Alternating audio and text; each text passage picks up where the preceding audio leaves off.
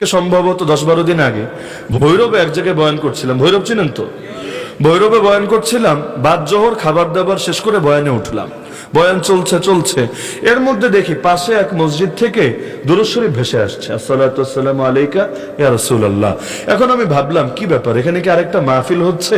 আমার হাতে ঘড়িও ছিল না যে পাশে আরেকটা মাহফিল, কি অনেক সময় হয় এই এক মাহফিল 100 গজ দূরে দেয় আরেক মাহফিল প্যাচ লাগানোর জন্য, যাতে করে একটা দাঙ্গা হাঙ্গামা হয়।